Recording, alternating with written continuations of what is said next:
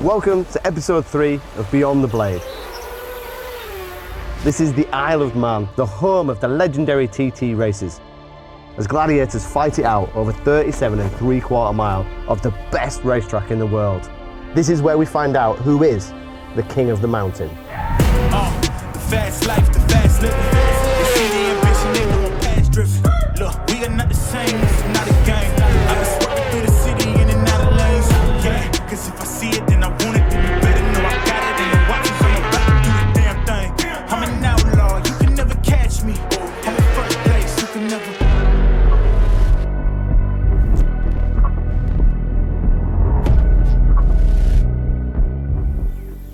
Welcome to the Manx Museum.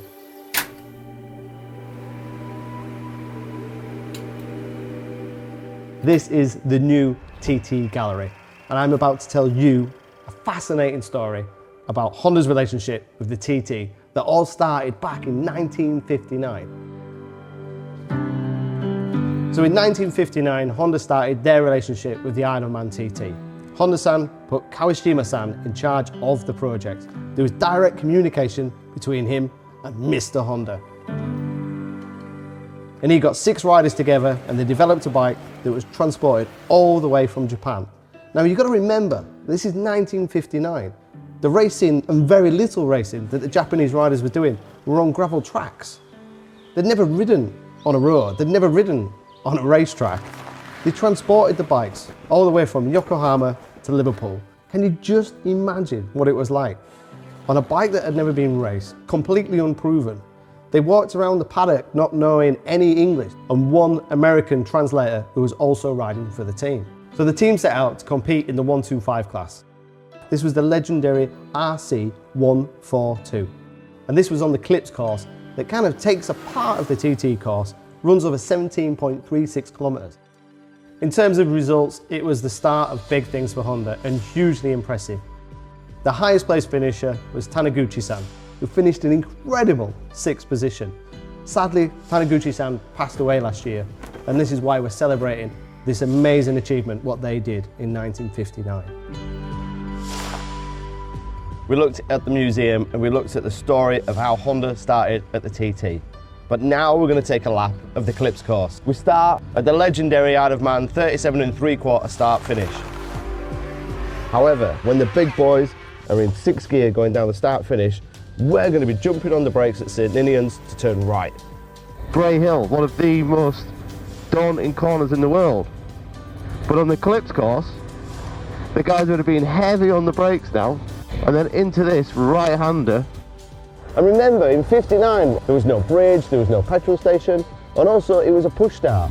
So the guys would be tapping on the gears on the 125, downhill. I guess this would have been kind of strange back in 1959 because some of these houses wouldn't have been here. This road would probably not be as smooth as it is today, and it'd be the first time the guys get to see the mountains of the Isle of Man. And then it's really steep. So they went round the right-hander really close to the wall. So this is where the Clips course rejoins the traditional 37 3/4 track. The Clips course comes up that hill, we'll come up from Douglas, and we're about to go on a left-hander and go around the TT in the wrong direction. I'm assuming it would be pretty similar to this. There's no other buildings, so this is essentially what the guys were seeing in the 50s. So we're at the famous Craig, probably one of the most famous corners on the TT course. Lovely cambered corner, loads of grip, and accelerate away.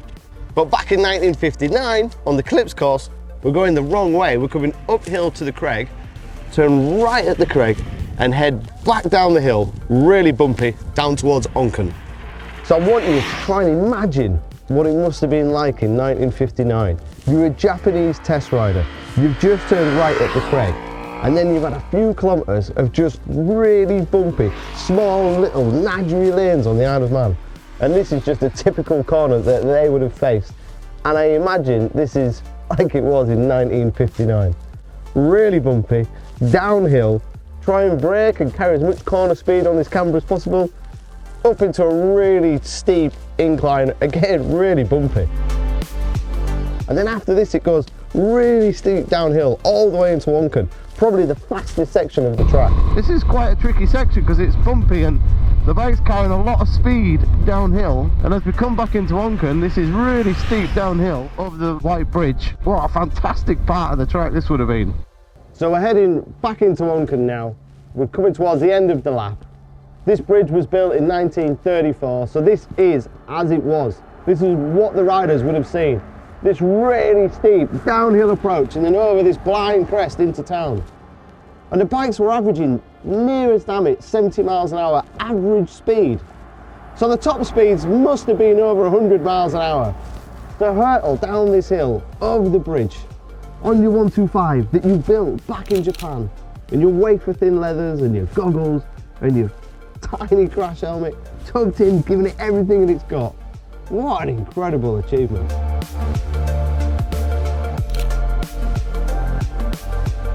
So we're at the famous signpost corner. When you're racing this track, it's a downhill approach, heavy braking, but the Eclipse course back in 1959 came up from the Manx pub, and this was actually a left-hander.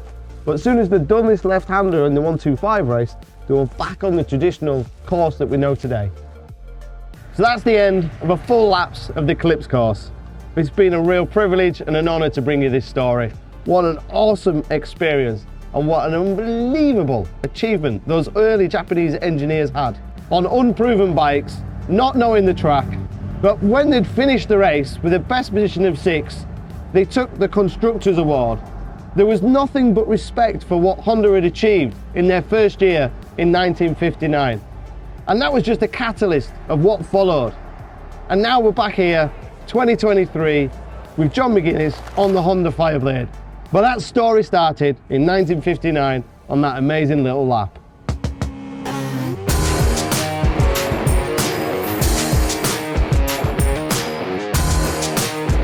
So we're here in Parc Fermé, or the Isle of Man, and we just want to go through with you the list of Hondas that are on the grid in that top 20.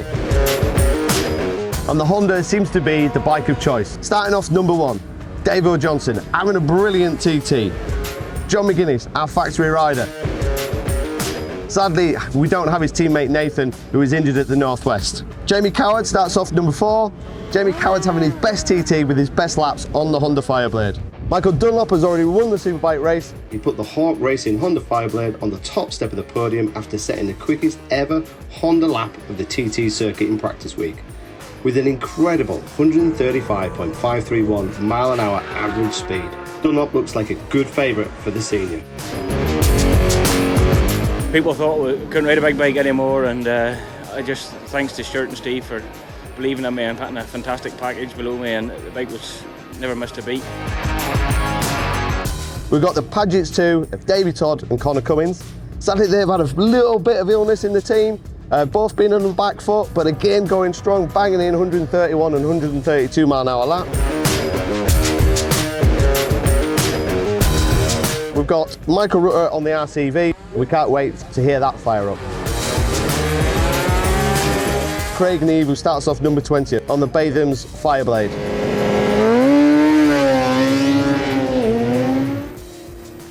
So Nave, we could have chose anywhere on the TT course to watch from. Why here? Well, I've been here from when I was a kid. All the marshals here, I got to know all of them. I had a big accident in 2015 and they always looked after me. I was in a wheelchair, so I had to come up in the van and stuff like that, and they always cornered off this little space over here, and it was just a fitting place to come. It's always one place I like to come, and when I'm racing on the last lap, I always try and give them a little wave with my leg, just to say like a thank you. And you said you came in with your granddad. What year was that? What bikes were you watching now? That was John McGuinness on the HM Plant Honda. That was when I was John McGuinness fanboy, yeah. So yeah, it was all them years, because obviously my dad was a travelling marshal, so he couldn't take me out. So I used to pester my granddad. I was like 8, 9, 10. It was always down this stretch of road that we used to come and watch. If it wasn't the grandstand chasing John for a signature. Well, hopefully next year I'll be stood here watching you go through it. Fingers crossed. So it's senior race day. This is where the tension really mounts. This is the blue ribbon race. This is the one that everybody's going to get ready for. In terms of riders, they'll be now in their levers, getting hydrated, making sure they're ready, thinking in their mind what they can do. In terms of the teams, making sure those fuel tanks are brimmed, getting the tyres warm, making sure the wheel is warm, not just the tyres, running through heat cycles on the engine, double and triple checking everything. This is the big one. This is where the tension starts to mount. We've not gone on Glencrutchery Road yet. This is kind of like the moment where you're building up to it. Then once you get on Glencrutchery Road and the helicopter starts whizzing and the TV cameras come on, that's where your heart rate goes through the roof.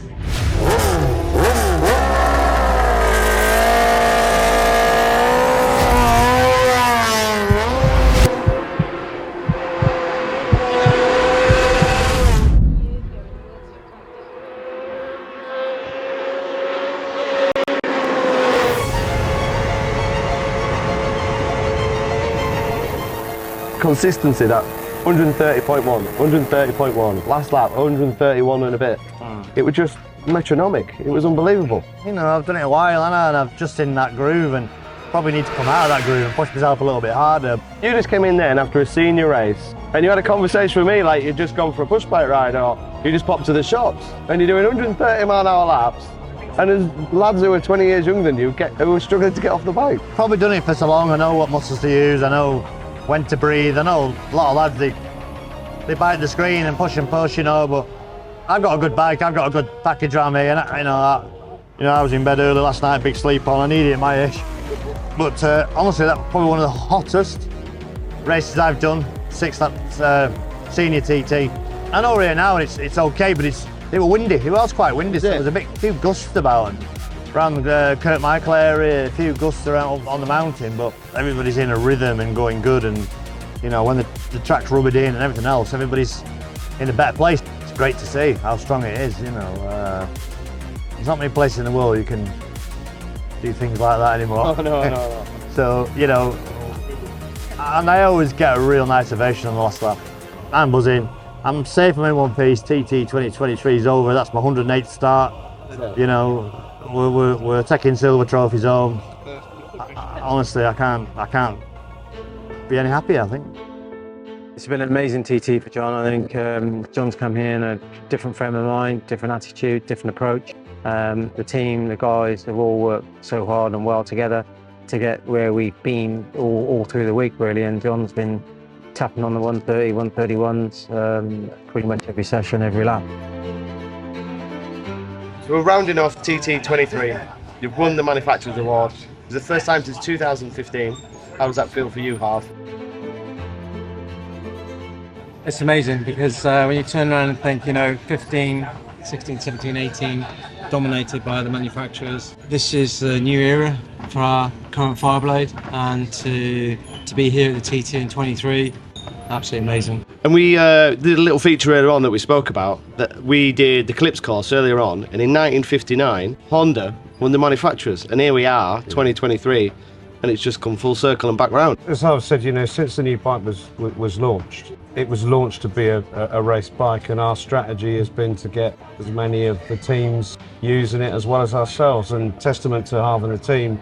You know, they're making that work really well, to come full circle really from where it all started over here to do it again in 2023. We feel like we're sort of walking in the footsteps of some pretty legendary people, really. That's it for TT23. What an amazing, sun-kissed, record-breaking TT it's been.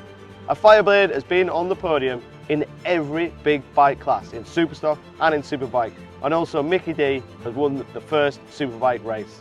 John's had a brilliant year, as fast as he's ever been, and very fast in the pit stops. Great work by the team. That's it for TT23. Next, we'll see you at Beyond the Blade at Brands Hatch.